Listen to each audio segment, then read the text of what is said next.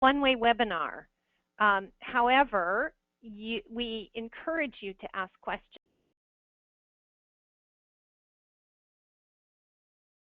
Who is the president of a company called ProRise, which does cloud-based pricing to help senior living communities do a better job of figuring out the pricing.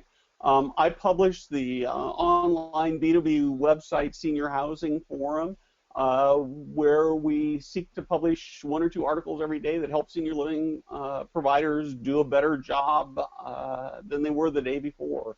I actually want to start out, before we get into our materials today, we actually want to start with a little poll. So Katie, if you could pop that up for us.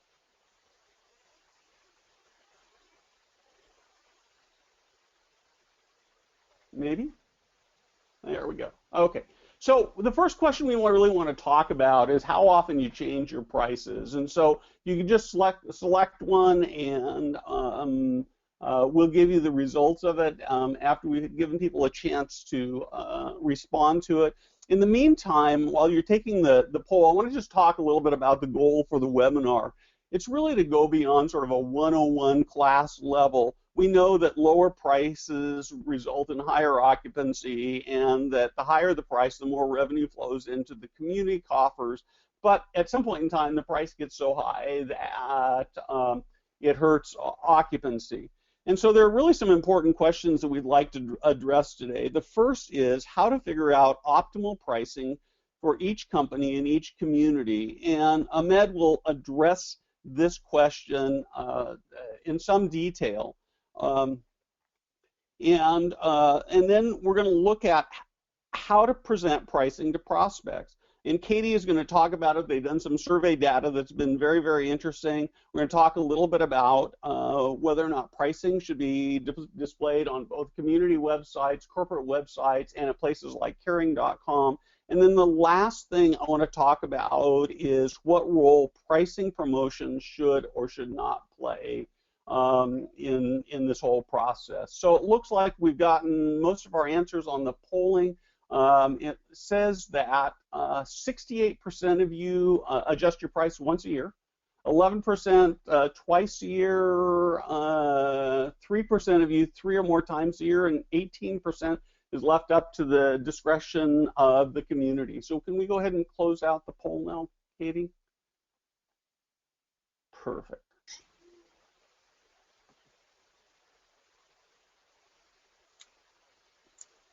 So Ahmed, I want to start with you. Let's just talk a little bit about what ProRise does and who you are and those kinds of things. Yeah, thank you, Steve.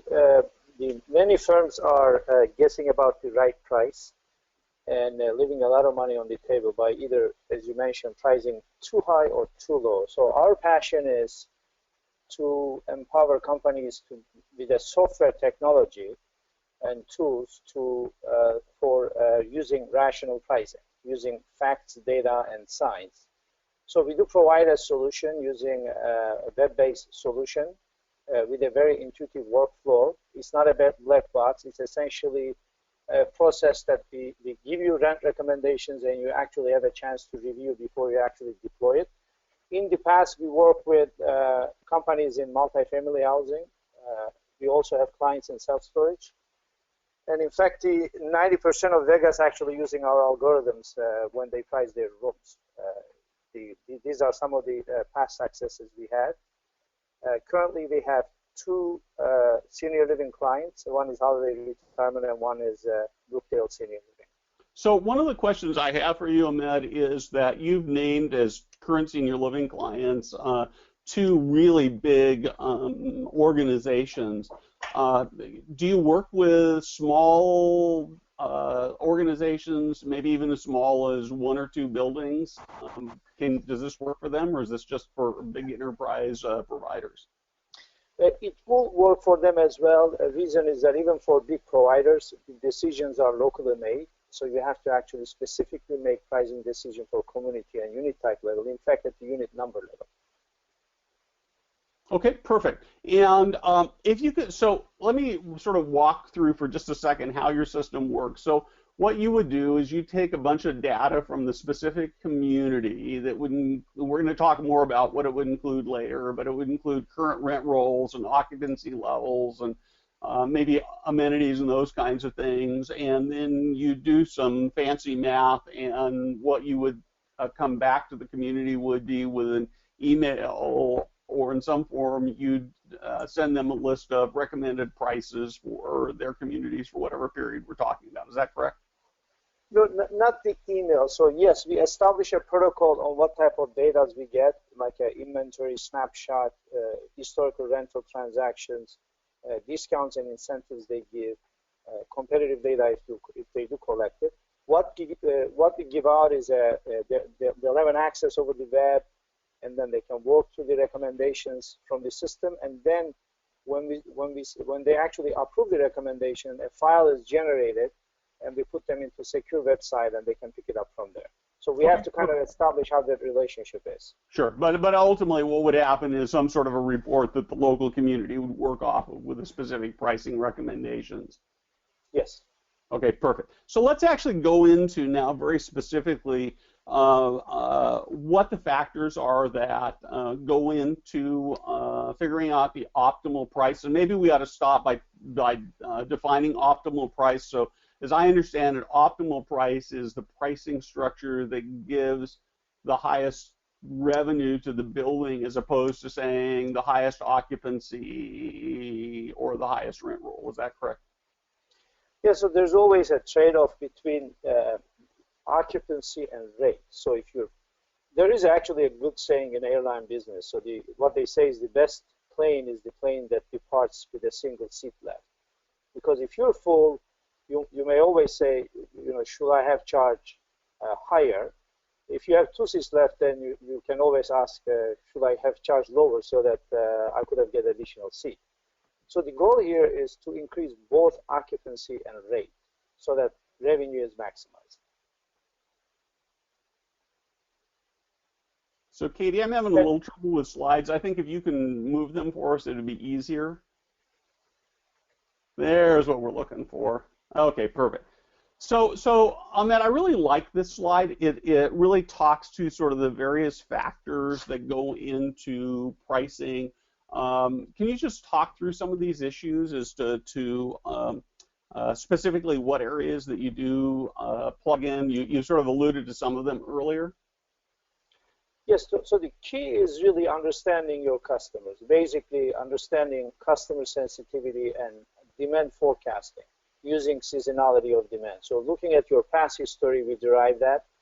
We also investigate and analyze your rents and promotions that you have given in the past. Amenities are a big part of floor plans, and amenities are a big part of what we do. And essentially looking at a unit that is, let's say, close to social areas or dining room, good or bad views, kitchen and other bathroom features are part of the equation. So the unit amenities are considered as well. Current residents, what they're paying is an important factor as well. And as I mentioned earlier, the availability, your current availability is a demand supply situation is an important consideration. So if you have 1 unit left to sell versus if you have 20 units to sell, pricing will act differently. So those are some of the key factors that we can consider. So as you put out the pricing list, it sounds like no 2 units, even if they were on the same corridor, right next to each other, or right across the hall, the same size, that each unit would have its own pricing. Is that correct? Yes, because each unit might actually be different because of their size, their amenities. If they're exactly the same location-wise, if they're next to each other and they look exactly the same, they might have exactly the same price. But if they don't, using the amenities, we will actually price them somewhat differently. Okay, so as we looked at this poll, what we found is that almost 3/4 of the group do a price change once a year. Is that what you would recommend? Or maybe let me ask the question differently. If you're working with a client, what do you typically recommend for price changes?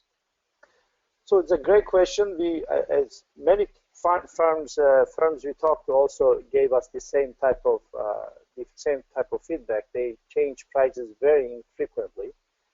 When we started implementing this, we actually went to price monthly, once a month. Then we realized that that's not the optimum frequency. We went into bi-weekly, and then finally we started deploying this weekly, and that worked really best. So any changes that are justifiable, we will change the prices weekly. So weekly.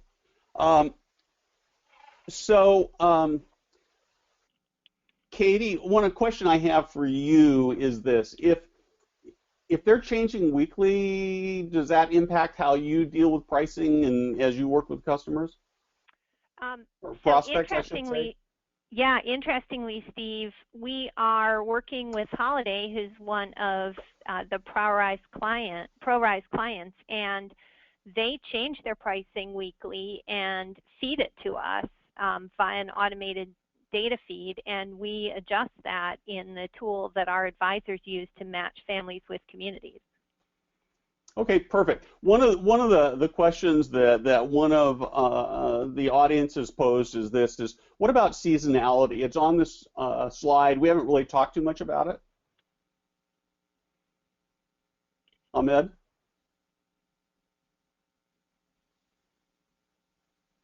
I lose Ahmed?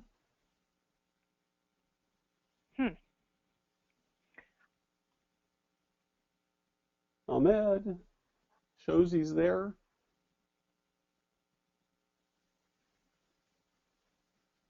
So it must have been a tough question. He's showing as offline, Steve. Okay, so why don't we do this, Katie? Why don't we jump to? We'll come back to him, but let's jump to We've got one more slide, and I've got a couple more questions for him that we'll come back to. But let's go ahead and talk a little bit about the survey results that you did. So the first thing I'd actually like to do is, I know that you did a survey of prospects that had come through Caring.com. Maybe you could just talk a little bit about the poll itself and kind of the mechanics, who you polled and what kinds of questions you asked. And then I really want to get to this open-ended question part and what they had to say about pricing. Sure. So Caring's tour survey was something we did this spring. And we were able to ask people who had searched for senior housing in the last year or so if they had taken a tour. And if they had taken a tour, what did they think of the tour? Was it helpful in them making their decision? What were some good things about the tour? What were some things that they didn't particularly like about the tour? And the survey was a mix of multiple choice. So we gave them some dimensions of tours that most people mention and asked them to rate them. And then there was what survey people call an open end, which is just a text box, and it said, is there anything else you'd like to tell us about your tour? So this was completely unprompted. There was nothing in there that would encourage people to comment on one thing or another. And fully 15% of those open-ended comments mentioned pricing, and 100% of the mentions were unfavorable. They basically fell into two different buckets. One were complaints about the way the pricing conversation was done in the context of the tour. So even after people had spent an hour walking around the community, they still felt that the price discussion at the end of it was not well handled. This particular one, the first sample comment up here, I thought was very interesting because there's a practice that many of our partners have, which is not to give any financial information, not to give any pricing information until the people actually come and see the community. But this person said, we didn't get enough financial information ahead of time to be able to answer these questions appropriately when we were face-to-face with the salesperson, which is a huge red flag for me, and I'm sure comes up fairly frequently. The other big complaint that people had is that they could not get the pricing before they took a tour. So, you know, there were various complaints about this. Here's one man who says, with his wife sitting right next to me, it's hard answering questions on the phone. So this particular community didn't want to tell him how much it was going to cost until after asking a whole bunch of questions, and he wasn't in a good place to do that. Another quote said, the cost is the most important aspect, and no one would give me even approximate costs. And Steve, when we were talking about this, I shared a personal example I had with this. I get a lot of sales calls from people wanting to sell things to Caring.com. And being a salesperson and a sales manager, I pick up some of them periodically just to see what other people are doing and how they approach the selling process. And I actually picked up a phone call the other day from a company that has a product that would actually be fairly useful for Caring.com. So this little, the screener who was on the phone with me and was doing a very nice job asked me her set of questions, and I gave answers, and the conversation was going very well, and I was actually interested in this particular product they were offering. And so she wanted to take me to the next step and give me a demo of this product, and I said, well, you know, I'm a pretty busy person, and I said, before I waste my time and the time of your salesperson, can you give me any sense of what this is going to cost? Because I know everybody thinks Caring is just rolling in money from these ridiculously high fees that we charge you all, but we're actually not. We're pretty careful about our expenses because we run things fairly tightly here. And anyway, the girl on the phone said, oh, well, I can't tell you how much it's going to cost. And I said, what? And she said, well, I'd lose my job if I told you how much it's going to cost. And I said, well, I'm not going to say yes to a demo until you give me some sense of it. I mean, it would just be a waste of my time. And eventually I twisted her arm and I got her. I said, can you give me a hint? Can you tell me if it's 4 figures, 5 figures, or 6 figures? Which is a pretty wide range. And she eventually admitted that it was 5 figures. And at that point, you know, just from a budget standpoint, there was no point in talking about it until I'm doing my budget for next year. So, but what was interesting is that what had been a very positive conversation moving forward nicely, I got more and more and more angry and stressed, and you know, I ended up not feeling good about this interaction, whereas I had been feeling good before. Well, and it sounds like to me, and this would sort of mirror my experience because I do so much shopping online, both from a personal and a business standpoint, is that pricing sort of frames the rest of the discussion. So as you described, once you know the price, then that actually takes that sort of level of uncertainty and takes it away. Let's go to the next slide and talk about this. So this is additional data that actually talks about sort of what happens in your call center. And I think the place actually to start with this before we really look at the quotes is for you to actually talk a little bit about how the call center process works and what happens when people interact with you. Sure. Oh, did I go too fast? I went too fast. That's all right. That's all right. So Caring.com has a call center with family advisors who talk with people who have questions about senior care and try to match them up with the right community for them. And we match on a couple of different dimensions.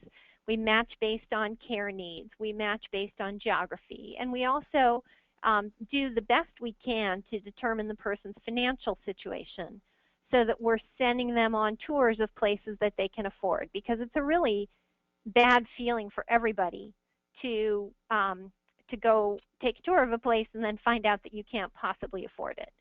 But not everyone we work with chooses to share their pricing. In some cases, it's a marketing strategy decision. In the case of one major partner, their legal department won't let them.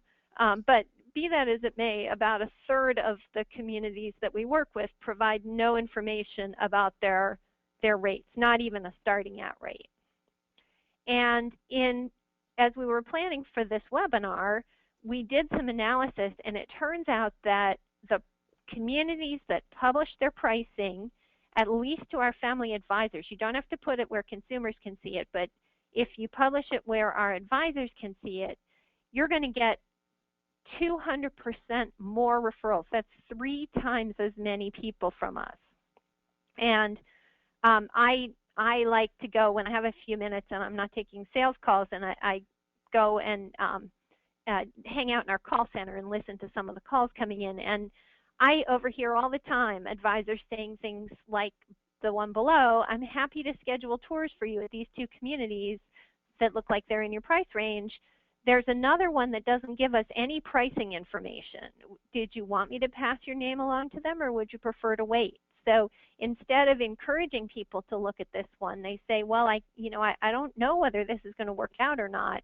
And for a lot of consumers, they don't want to go waste their time if they don't have any idea. So here's some hard data that shows you the advantage of sharing your pricing, at least with people who are referring folks to you, even if you don't give it to consumers ahead of time. Okay, so it's pretty, from your perspective, it's pretty compelling that the pricing needs to be out there. I think so, but Steve, let's do another poll. Yeah. So the question that we're asking now is how do you share your pricing, and you can check all that apply. In the meantime, Katie, I want to ask, while people are doing the poll, I actually want to ask you a question here. So as I've talked to providers about why they don't like to post pricing on the internet, the response I most typically get is that the pricing is so complex because of amenities and because of care needs that it's unfair and paints an unfair picture of the community and what it really costs. And so that's why they don't post it. Do you have any responses to that? Yeah, and that's very fair. But I would go back both to the story that I just told about how I felt, really put off by somebody not being willing to tell me even how many zeros might be in the price. And the other thing is I always like to compare this to the analogy of shopping for a car. Car companies will actually put their pricing in Super Bowl commercials and announce it to millions and millions and millions of people.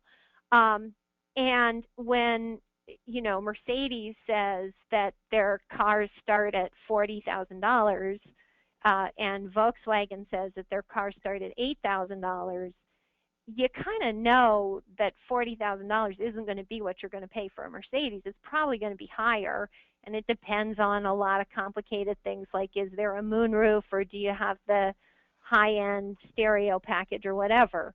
But if you are kind of thinking that you'll spend 4 figures on a car, you're probably not going to go to the Mercedes dealer.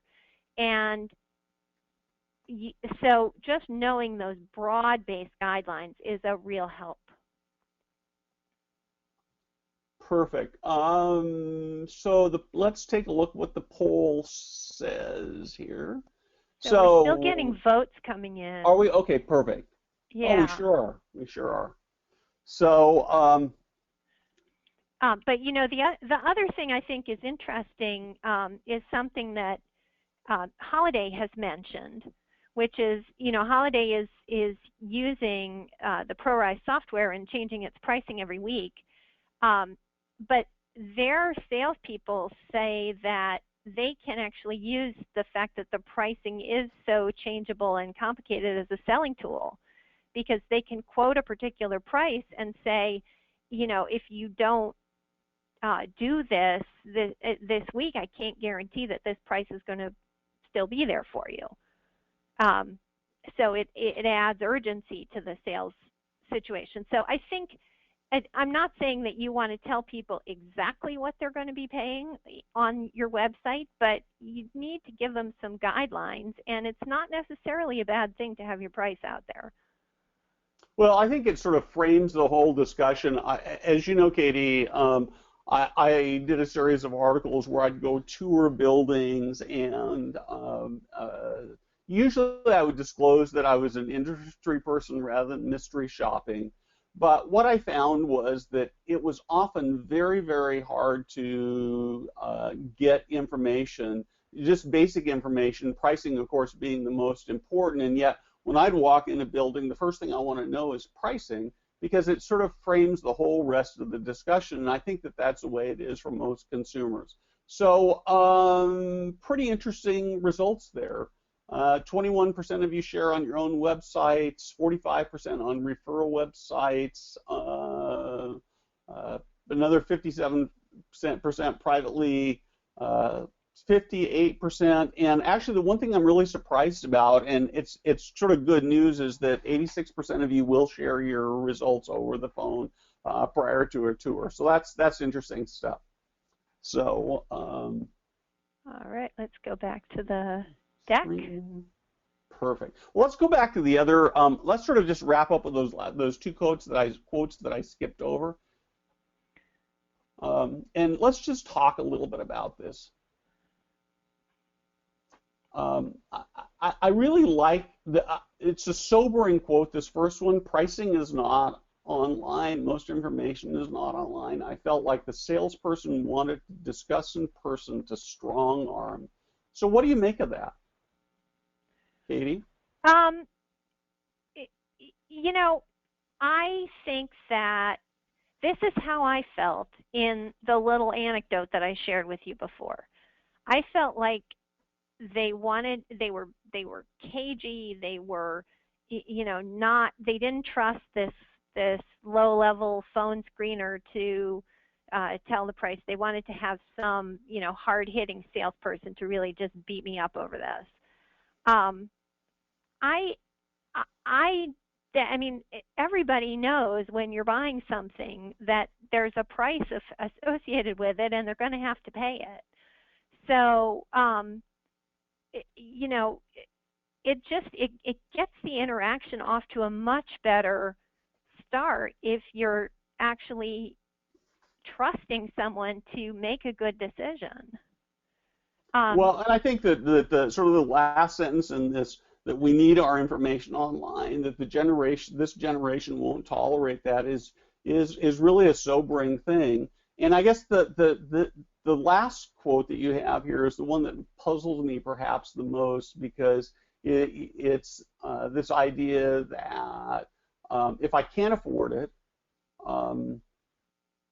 don't string me on. And from a sales perspective, why would you want to have somebody show up and spend an hour and a half with them only to discover that they can't afford what you're selling? It just seems like it would make things so much better. But probably need to get off my soapbox. So Ahmed, are you back? Yes? Yes, sorry about that. I was dropped off. Sorry, yes, we lost you there. I actually have a couple of questions that have come in, and I want to talk about those questions for a minute, and then I've got a couple more for you. One of the questions that somebody posted was, if you're changing pricing all the time, what do you do about printed material? Yeah, that's a kind of a change management question on how you want to communicate that. So that's a good question. So maybe you don't. Well, I don't know what's in the printed material. I guess maybe you need to know a little bit more about that. But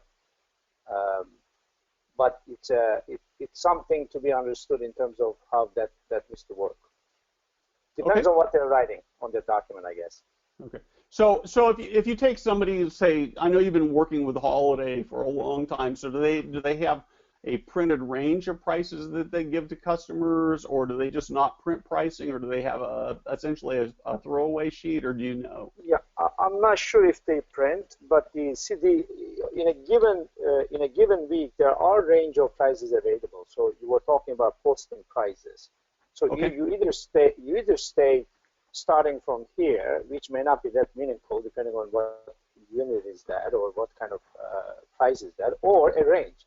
We see this in the multifamily too. Multifamily apartments, typically housing is, they typically post a range. So range can be a good way to go here as well. Okay, perfect. So a couple more questions that came in, and Katie, feel free to weigh in on any of these. And it's sort of just a comment that somebody had was that the pricing material does contain pricing, and people want to walk away with a piece of paper in hand that shows pricing. And I think that that's a good point. I think there are a number of ways that can handle that. So I want to go back. Question is there a minimum maximum price range that you use as rather than constantly changing prices? And maybe a better question, or sort of an expanded question, would be, as salespeople get pricing changes week to week, how big are those changes? Are these $25, $5, $50, $100, $1,000? What does that look like? It depends, but a lot of times this doesn't mean that every week prices will change. So if there is a justification for rent change, then we change it. Otherwise, we don't. So justification, one of them might be a huge change on if you sell a lot of the units and your availability decreases significantly, then you have a good reason to change. Okay. So you have to have a reason to change, to support your changes, actually. So we don't just constantly change it. A lot of times, many units don't change price from week to week, but if there is a reason, we do change that. Okay. One thing, Steve. Go ahead, Katie. In our call center, the way we handle the price conversation, if there's any sort of care involved, many of our partners will charge different rates for care. So there's the rent rate, and then there's also the care rate. And our advisors will talk to a family and say, well, you've mentioned that your mom is diabetic and needs assistance, managing her medication. That means you're going to be paying more than just this monthly starting at rate. You're going to have a care charge on top of that that's probably going to be several $100s. So we don't try to give them a price quote, but we do try to give them a range. So I think a max-min price range is a great alternative. Okay, so it would be sort of they run from $1,000 for a one-bedroom to $3,000 for a suite. No, I know there's nobody that inexpensive in the U.S. But that kind of a range.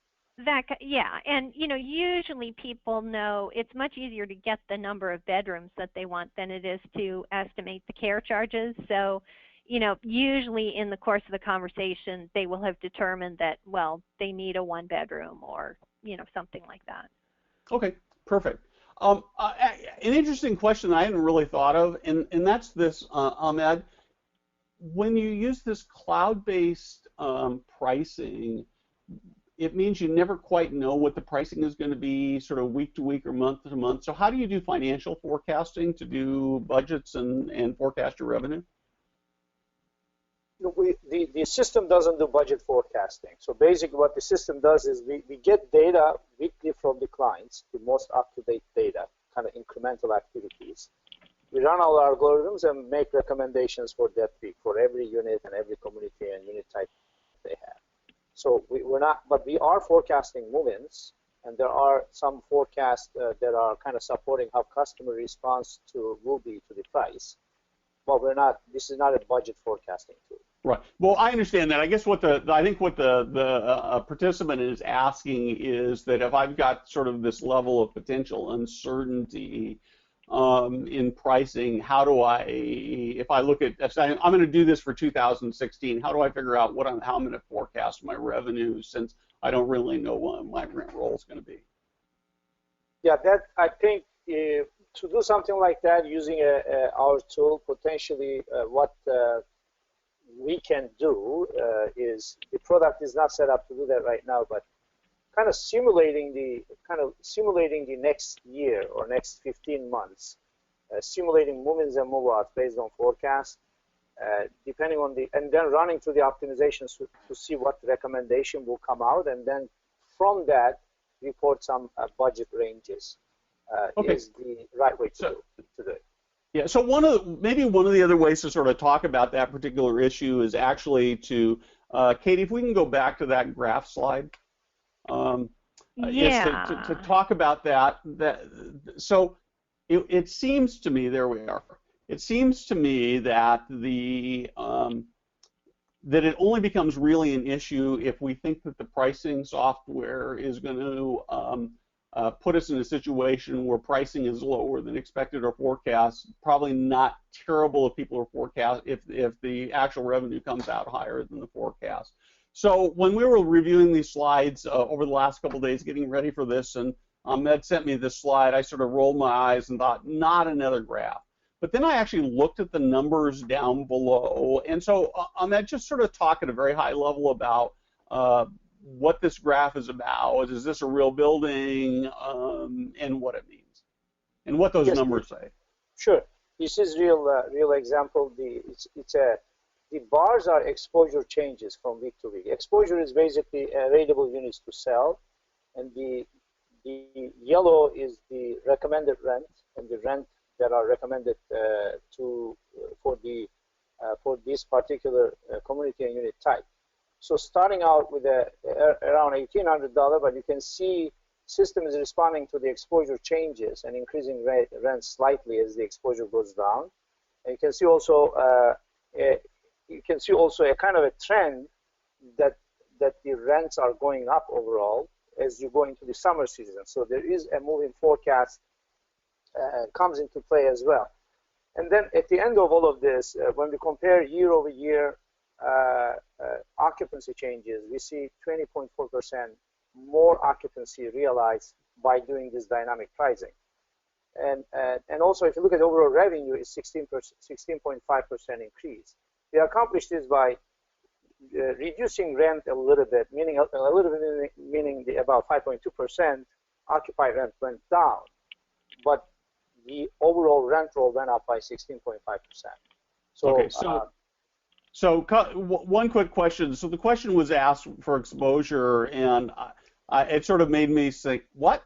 But basically what exposure is this bar down at the bottom that comes up from the bottom. That's the number of units that are available for rental. So what that means is when the bars are real high, there's lots of excess inventory. When the bar is real low, the amount of available units has gone down. You can actually see 7, 16, 15 where there were no units available. That's when pricing was the highest. And so where you see the spikes in the yellow line, you can see a corresponding reduction in the number of units available. So the way we define exposure also, Steve, is that the number of units unoccupied and also the on notice. So units might be occupied, but there may be a notice.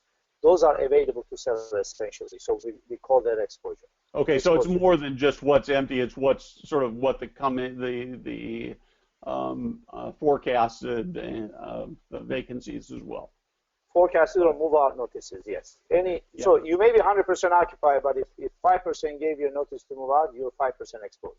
Gotcha. Okay, perfect. So year over year occupancy increase of 20%, rent change 5.5%, and year over year revenue increase of 16.5%. Is that typical? No, it's not. This is one example where there was a high exposure here, but typically what we observe is around at least 3.2% revenue increase, and ranges 3 to maybe 7-8% is the typical range. Okay. Of the revenue increase. Okay. So a couple more questions here for you. Does the cloud-based pricing take into consideration your competitor's price? We can if it's available. So we don't collect data. If the client is already collecting and providing us data, we have a concept in the system that can actually use that as a reference. Okay. And then adjust price based on that. Perfect, perfect. And this is a really good question. So family member comes in, they're trying to decide, you quote them a price, not ready to make a decision, they come back a month later and the price is different. Doesn't that hurt trust? No, because you tell them up front. You basically tell them up front that, as Katie mentioned, actually, price might change depending on the situation that the community will be in every Monday, let's say. If you tell the customer that, then they should be ready to it can go up or down, so they can take their chances. So you have to communicate that upfront. Okay, and I guess I would sort of add to that is that there are lots of places where we accept that pricing goes up and down based on when we purchase.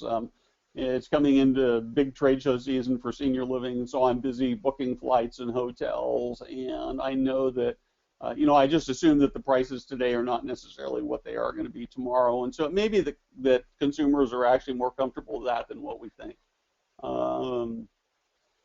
Yeah, absolutely. I mean, originally airlines had the same concerns, but these days, even by hour, prices change. I don't suggest we do that here by hour, but Yeah. So what about opening a new community? Does this work? Because you don't have any inventory data or anything. Can you help with that, or how do you figure that out? The only piece, I will say no in general. The only piece that might help is if they do an amenity audit and somewhat differentiate across units, they can do that themselves as well. We do need history to be able to estimate move-ins and move-outs and everything. So we need at least a year or 2 year worth of history to make this work. Perfect, perfect. So Katie, this question here is probably better answered by you, but maybe for both of you, and that's this. Do specific pricing amounts, say $3,755 versus a rounded amount of around $3,700, do they come across more favorably, less favorably? Do you have any data or thoughts on that? Either one of you? Well, I don't have any data on that. It's kind of an interesting question. The thing that everybody knows is that $499 sells more units than $500. Yeah. And I mean, I see that in myself, right? It's completely irrational and silly, but there you have it. I was at a sales training thing, years and years and years ago, and one thing they said is that if you quote a price of, $3,218 versus a price of $3,000, people feel like, well, the $218 at the end of it must mean something, so they're less inclined to negotiate. Interesting. It'd be interesting to see if there's some data on that. So Ahmed, we sort of touched on this earlier, but I kind of want to get a little bit of clarification. So if you're changing pricing every week, what about discounting or promotions or that kind of thing? Does that mean they all go out the window? Does it take away flexibility for sales counselors in making decisions? Yes, so that's a great question. So discounting is in fact, in a way dangerous, right? It's kind of a slippery slope. One question is, how do you know how much to discount? So system is actually considering a lot of data and making rational decision. We do not recommend or we do not allow any discounting. However, what we can do is, depending on the company's policy, we can allow a little bit of incentive, maybe 2 weeks or 4 weeks of incentive, but system will still adjust and make the recommendation that way. The beauty of this is that it takes the kind of negotiation out of the out of that relationship. So it's basically, if your pricing is rational, then you have you kind of like take the tactic of negotiation out of the equation, and this will help maybe close the sales as well. Okay, perfect. And then the last question I had for you, much of my list of questions was, with all this variation in pricing, and we know that no matter what we say or do or what contracts say, residents talk about what they're paying, and so you end up in this situation where everybody is paying a different rate. Does that cause grumbling? Does it make any difference? Well, not if you can justify it, right? If the units are different, you can actually value sell and say, this unit is different, and that's why I'm charging extra. In fact, today also they have different prices. Not that everybody is paying the same price. When you give different discounting and different incentives, the same situation exists today. Okay, so 2 questions that are very similar that just came in.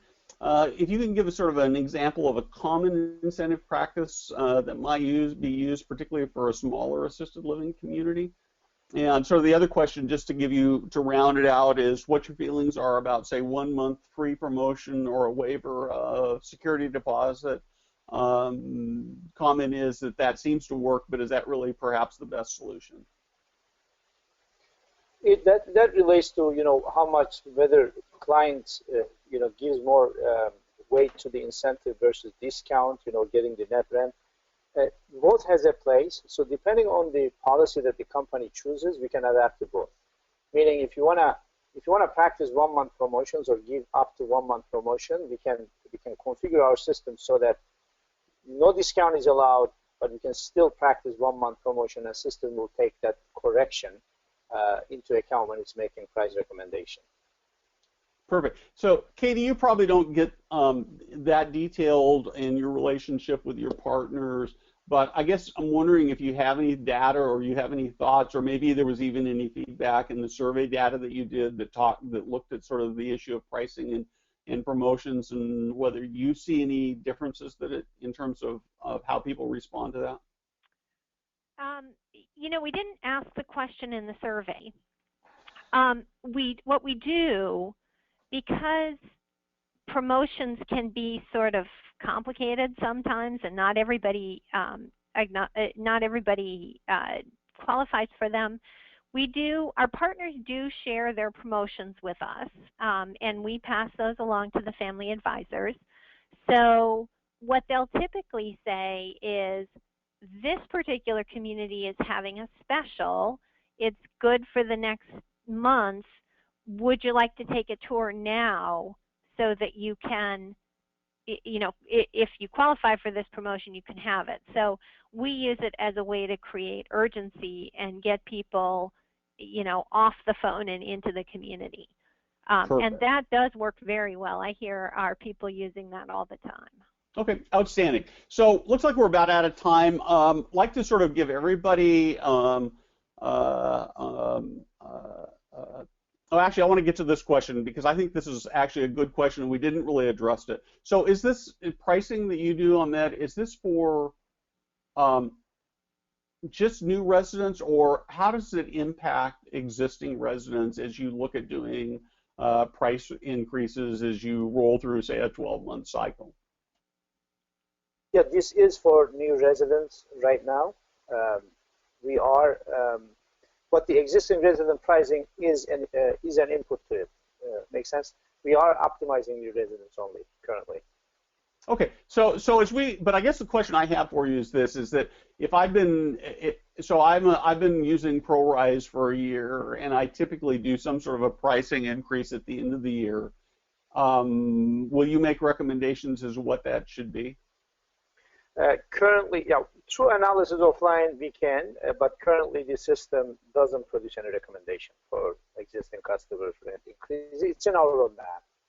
We'll add that module later on, but currently we don't have that. Okay, perfect. And then last question, and then I'm going to ask each of you for sort of a single, if you could give listeners one or two very specific concrete takeaways of things they could do next week to make their job easier, better, what would that be? But then in the meantime, I'm going to ask this one question, and that's, do you have any thoughts on community fee versus security deposit? Is that for me? Either one of you, or both of you, yeah. Yeah, community fees are, community fees are important. It's in a way, a lot of the customers' response to it when you give community fee promotion. In a way, it's part of the cash allowance that we give up front. So I kind of look at it that way. If you waive it, it's a promotion basically. Okay. And it does impact movements. Perfect. Still got a couple questions coming in. We'll try to answer those offline. Ahmed, one takeaway? Well, basically, if you're not already doing it, you can, audit your units and, right away and identify its features that might be important for the customers and adjust your rent based on that. Meaning, if you have a larger size, if you have a better view, if you have a better location, what kind of deltas do you think customers are putting into it? they actually published an article, amenity management article at Senior Housing Forum. So that's a good article to read if you wanna do that. And there's some simple steps you can take to rationalize prices across your units.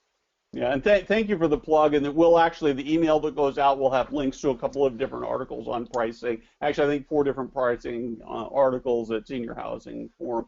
And then Katie, a takeaway? So what I would say is I would strongly encourage you to have some answer when people ask about pricing that isn't, I'm not going to say anything until you come in to take a tour. But also, if you're going to work with a partner who's referring prospective clients to you, please make sure that you share your pricing with them and keep them up to date as your pricing changes. Perfect. Thanks so much.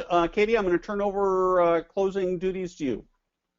Yeah, thanks, Steve. This was a terrific webinar. Great questions from everyone. I invite you all to join us at our next one. It's coming up soon. This is Thursday, September 10th, so right after Labor Day week. This one is consumer reviews in senior care. We've done webinars in the past on this topic. This is sort of Senior Reviews 2.0 in some cases. So if you've never sat in on one of our consumer reviews webinars, you should definitely join us. And if you've sat in on one before, we're going to be doing a deeper dive into some of the more advanced aspects here. So sign up for this, and we will see you then. Perfect. In the Thanks so much. meantime, here's our contact information, and you'll get this also in the follow-up email. And thank you, everyone. Thanks, Steve. Thanks, Ahmet.